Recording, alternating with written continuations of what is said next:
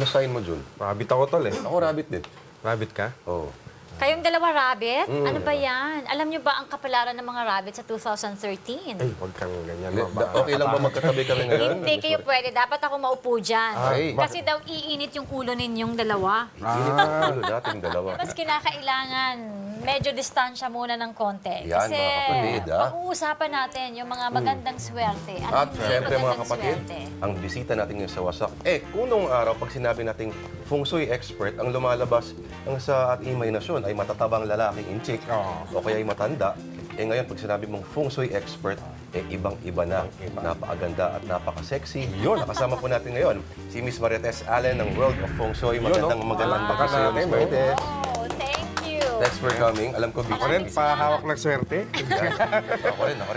Kapag mga medyo gantong panahon, mukhang busy-busy ka, Miss Marites. Opo, siguro nabuhay na ako na ito yung destiny ko na magbigay ng gabay sa ating mga kababayan. So, hanggat nandito pa ako, I'll do my best. Sa tingin mo, bakit relevant pa rin? Parang every year ng tasos ba, Parang mas naging popular more than ever ang Feng Shui. Maybe because of the education that we partake and we give to the public. So, Feng Shui kasi ng unang panahon, it was only very limited to very rich people, to the Chinese Imperial Society. The emperors has their own Feng Shui masters with them.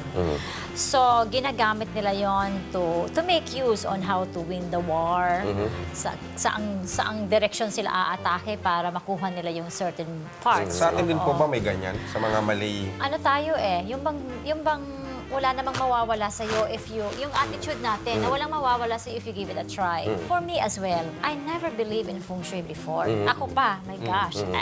Kasi I wanted to become a lawyer. Di ba lahat may proof, kailangan may nakasuportang evidence behind it. Until one time, tragedy struck. Dumating sa buhay ko na ang dami kong problema. Nasabi ko, bakit kaya ganito? Puro na lang malas. Gusto ko namang Nasaktan kayo maswerte sa pag-ibig. lahat na, kompleto na yun. Ay. Sa Kasi pera, dyan nagsisimula yan eh. Oo. Nasaktan ka sa pag-ibig, di ba? Oo. I got married early. I was 23 and then I had 3 very small children. So the marriage did not last. Maybe because I was married to the wrong guy and maybe because I was living in a very bad Feng Shui house. Okay, tapos after that tragedy, siyempre mahirap because my kids were very small. They are all left with me in Cebu. And then after that, Taga Cebu ka? taga Cebu man ko. Di, ay, Cebuan naman Bisaya ko. man eh. Oo. Taga-asa man Ako mo. taga Cebu sago. Ako sa Southern Leyte. Ganun Southern ba? Leyte, Kaya oh. pala mga Asa mga Cebu, ma'am? gwapo. Yan. Taga Lahog man ko. Alahog. Alahog. Dool sa UP. Ana. Sa Hello, Gorondo. Cebu! I lost my mother in a tragic accident. The boat was caught on fire. So, isa yung mother ko sa nalunod sa barko. That was the moment in my life na sabi ko, something is not right. My mother was very prayerful. She goes to church every day. Why does she have to be taken in such a very Tragic difficult, manner. tragic. Of course, our faith is still there. Pero sabi ko, yun na nga maybe destiny. Nakabasa ako ng libro about Feng Shui. Tapos tiningnan ko, sabi ko, oh my God, I was yun na nga yung palang asawa ko is kontra animal sign ko. And then, ang bahay namin, yung direction mali. Pati yung tinutulugan ko mali. So, alam mo, I did everything that I could in my own little way to study Feng Shui. At saka, alam mo, yung una kong ginawa is to, syempre, at that time, I decided to relocate to Manila. Dito sa Manila, ang ginawa ko, syempre, I carried on with my business studies in Ateneo. I did my MBA. Tapos, okay na yung trabaho ko.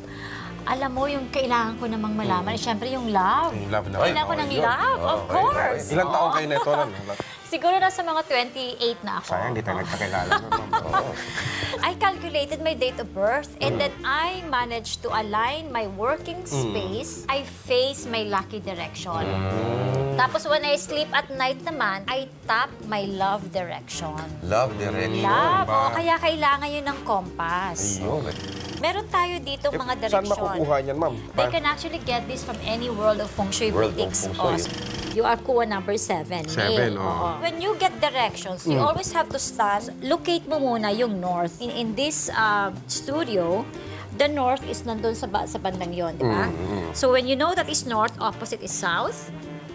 and then the left is east, and then that's west. So therefore, right now, you're practically facing parang southeast, right? Oo. So kung gusto mo ng pera, it's actually dapat nandun ka nakaupo facing this way. Okay. So right now, nakatalikod. Nakatalikod ako sa pera. Tinatalikuran mo yung pera. Ah, Kung kailangan mo ng love, you need naman southwest. South. So, Kaharap mo na siya ngayon. Yan. You do this way, southwest. ay, wag yan, ma'am. Masyadong matanda na yan. Ako sa akin.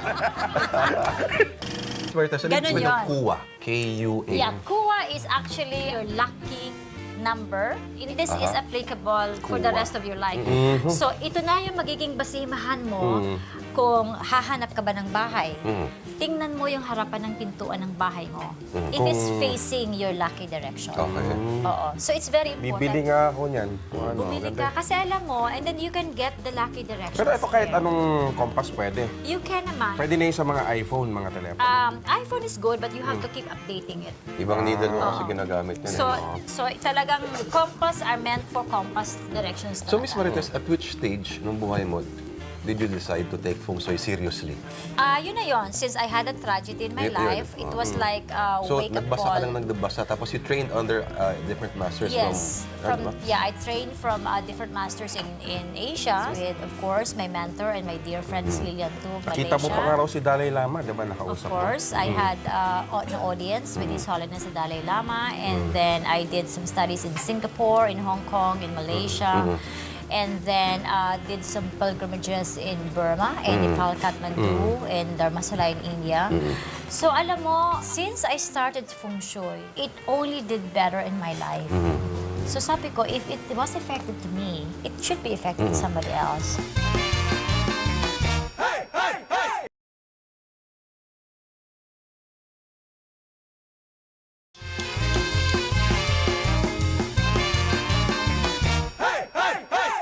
Hindi mo minsan parang napaka-restricting if we try to follow every little detail that geomancy tells us. Saka katoliko tayo dito eh. Of Bawal sa course. paniniwala na. Yung ibig sabihin, parang ang hirap gumalaw kung masyado tayong dependent dito. So kaya nga, you have 4 options eh.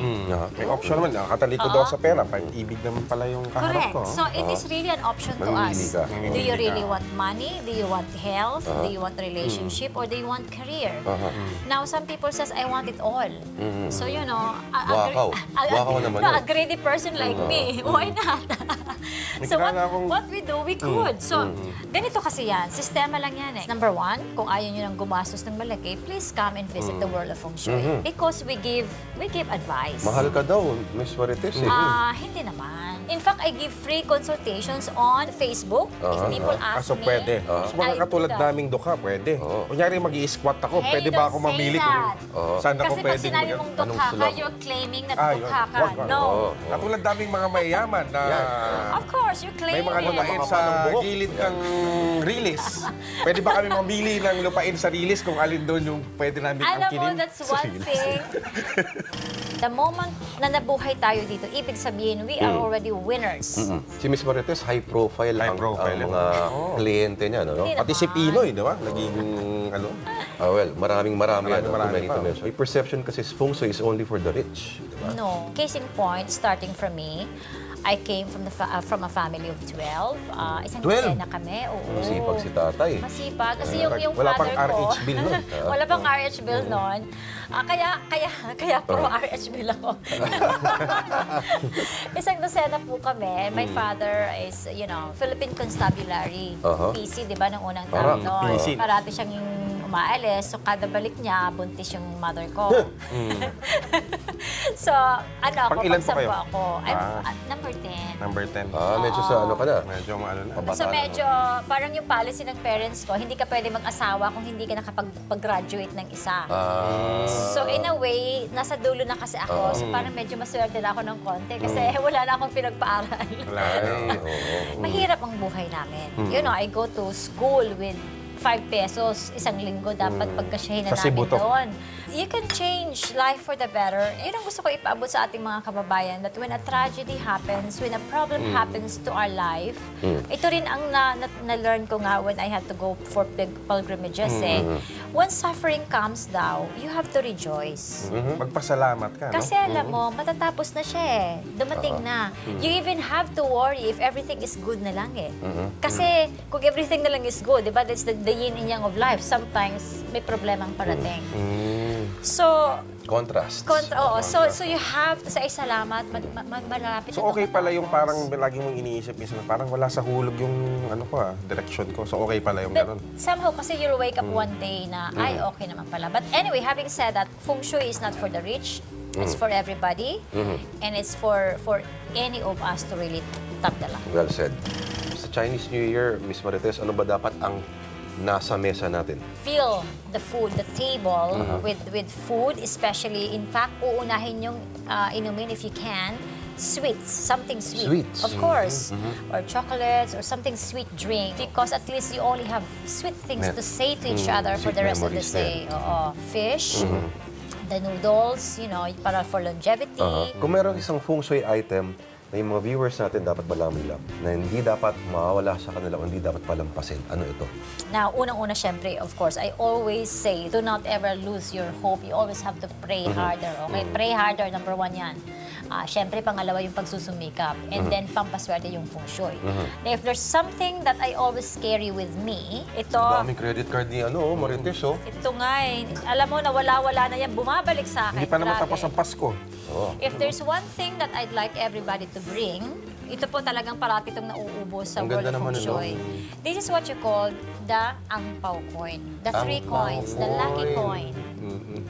Now, what this means is that there are 3 types of luck. The first 1/3 is what we call the heaven's luck. This is something that is God-given, preordained, and cannot be changed. The second 1/3 is what we call the mankind luck. This is what you do to yourself. It is because of your actions and decisions. So kung tatamad-tamad ka, ayaw mo mag-show, wala kang pera, wala kang sweldo. Now, the Sabi nga niya, final magsumikap 1/3 is what we call the earth luck. This is what Feng Shui is all about. So kung ayaw mong maging maswerte, you are practically throwing away the 33% of your luck. This symbolizes now the 3 coins. The circle represents the heaven, the square at the middle represents the earth, and you as mankind. So by putting this into your wallet, into your handbags, into your cash registers, every flooring tiles of the world of Feng Shui is laid Meron. with the coins. Wow.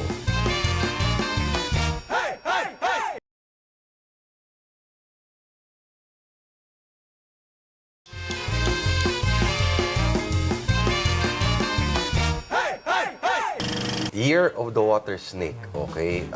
I'm sure this is lagi tinatanong sa'yo to, no? What is in store for the Philippines in general? If 2012 is the year of transformation, Transformation, okay. so the year 2013, we can say that it's the year for recovery. Siguro naman, nakakota na tayo ng mga disasters and everything. Sobra kota na. Honestly, yung chart ng taon, meron tayong tinitingnan, binabasa, because Feng Shui is not a religion, it's not magic, it's not a superstition. So it's a science. So we look at a certain chart. So yung chart po natin ng taon, maganda ang nakalaan because comparing to the last 2 years, marami siyang mga clash na tinatawag na pillars. Kaya marami masyadong nagkakaroon ng, in fact, 2011, if I remember it right, meron siyang 4 clashing pillars. Yung the day, the month, the year, and the hour pillar are all clashing. 2012, the 3 pillars are clashing. Ngayon, 2013, only 2 pillars are clashing. So talagang, nagmemenos. The second point is, ang lahat ng elemento na hinahanap natin for the year ay present po sa taon. Okay. The water, the wood, the fire, the earth, and the metal. Forecast for the year Pwede for ka the lang magluto. Philippines, noting that these are the charts that's being presented to us. So we can hope for a better time. I don't know what's gonna happen for the election. The key word for the year, this is the time for compromise. Compromise. Some friendly alliances may tend to happen. Kapagtaka lang minsan, iba-ibang mga feng shui experts, iba-iba rin na sinasabi, iba-iba yung forecast. Iba-iba rin. May magsabi na gantong sign, malas sa gantong year. May magsasabi naman na, hindi. In fact, swerte yan. Paano nag-iiba-iba yung mga pananaw ninyo? If you are a true disciple or an expert in Feng Shui, you are only going to refer to one and only chart. Okay. So there should be no variety. It's just like doing an economics degree or an MBA, you refer to the SWOT analysis, and then kahit bali-baliktarin mo naman yung analysis Yun mo, at you yun should pa rin, derive yun pa the rin. same thing. So, standard talaga siya, no? Yes. Okay. Sa trabaho naman po. This is not the time to change job. Okay. So, yung mga nag-iisip ng maglipat ng trabaho. Pagdagdag na lang, no? Pwede Of course, magdagdag. magdagdag. Wala Pwede ba ba? tumutulig sa si Miss Marites, kunyari, sino naman tong Pinay na ito na galing Cebu o Masbate? Kunyari, may mga Chinese experts, wala ba Sure. na nag-ano sa'yo na, Kung meron man, honestly, I am really too busy. Ay. That I have no time to even think of Siya yung mas may them. karapatan. Sorry. Busy lang, eh. Please lang, ha? excuse me, marami yung branches ng world of Feng Shui, no? No, I think, without having to be, I'm sorry if I sounded arrogant or whatever, I didn't mean to. Tama naman yun, busy ka. But honestly, ano lang naman siguro, it's like this. I respect their opinion. Oo. There are over 6 billion people on Earth. You cannot expect everybody to believe in the same way that you believe. Baka daw malasin tayo kasi 13, tapos si snake. But if you look back in the history, during the year of the snakes, we have the coup d'etat.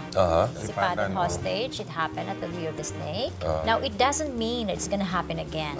One worst case scenario that I can refer to is, meron tayong tinatawag kasi na flying star chart. Last year, 2012, we, during our annual Feng Shui convention, I have stated that the so-called Misfortune Star number 5 in 2012 was nandito sa Southeast.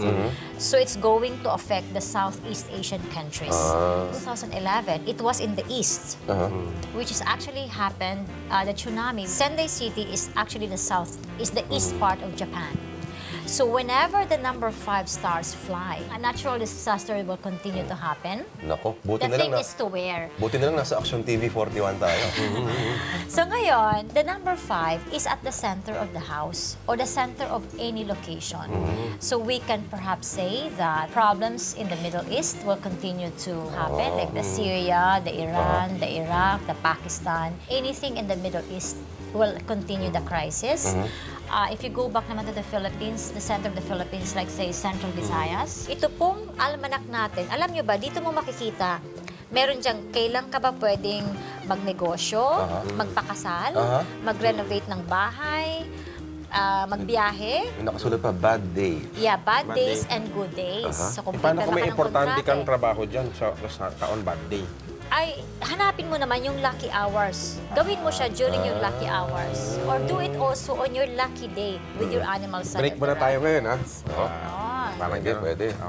Ito, ang tawag dito? Almanac. Almanac. Almanac is the book of days.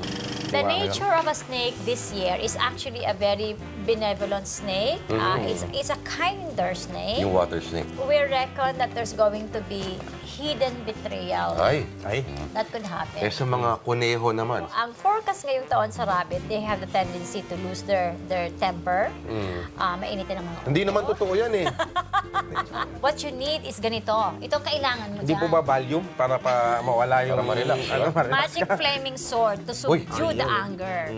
Alam mo, you have to be careful also because once you have that, you are very vulnerable for being sued Hoy. or having to sue somebody. It's parang legal Ay, impediments. nakakatakot naman yan. Oh, Okay. hindi siya nakakatakot. Dapat, kaya nga nandito tayo kasi susolusyon ng Yan, Feng Shui. Anong sign naman ang medyo dapat mag-ingat? Those who are born in the year of the boar. Kaaway kasi ni boar si snake. snake.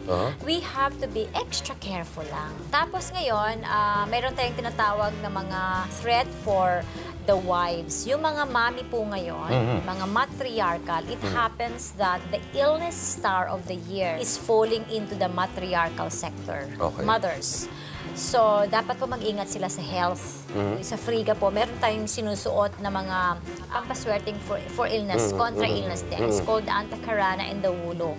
Right now, I'm wearing the Mystic Knot. Kung gusto mo maging maswerte sa February 10, February 9, you have to wear something red or yellow or orange, something bright. Huwag po kayong Yellow, mag-black, tulad po, huwag kayong mag-blue, huwag kayong mag-whites. You can wear, you symbolically start the year naman na lucky. Kasi ganito yan eh. You can go back, maganda ba yung finish ng 2012 for you? Masaya ka ba? Marami ka bang pera? Everybody's healthy, everybody's happy. But if you ended the year kasi a bit bad, that will now tell you na medyo yung kasunod mong taon could be the same. So if you were Paano not ko kontrahin able, yun? Oh. kaya nga, kung hindi mo na-top yung end ng year na gano'n, you have now the chance. May mga chance pa po kayo, mga kaibigan. Hanggang Do February something. 9. Hanggang February 9. So do something, do something for your home, put your cures and enhancers. If you really can, try to wear something new on the day of the Something Chinese new. New Year. For those born in the year of the monkey or any 12 animal signs, if you want an unexpected success for 2013, you needed a wind horse. Wind horse. Oo. Kung hindi nyo naman po kayang bumili or something, please try to come and see me during my SM Mall of Asia Yan. tour. You can ask me your questions.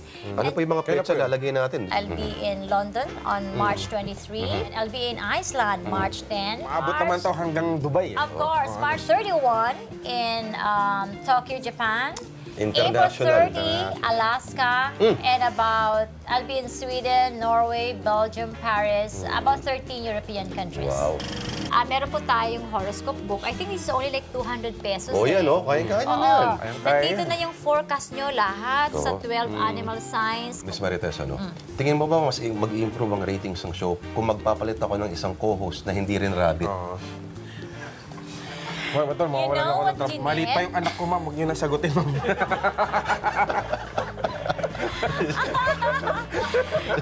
Hindi lang para sa inyong dalawa. Para lang sa ating mga manunood. You please find yourself an ox and a rabbit. Because an ox and a rabbit-born person will bring joy to your business, will enhance your business. Okay. Kayo ba, ma'am? Ano sign ninyo? I'm a monkey. And the secret friend ko si Snake. Year of the Snake. So, safe ako. Miss Marites, maraming salamat sa oras mo. Last Pleasure. parting words sa mga viewers natin. Well, mga kaibigan, thank you so much for listening to us. And please keep coming back here at Wasak. Keep watching kasi marami po silang in-offer sa inyong mga magagandang mga balita. Yun. And of course, I'd like you to please again join me in my international Hindi ako trips. mapapalitan. Ox, ha? Ox. I had a great time, and I always wish you everybody. I really hope that you will have a very smooth and a very auspicious and a very wealthy and healthy 2013 Year of the Water Snake. Maraming salamat, Miss Marites Allen. Thank you.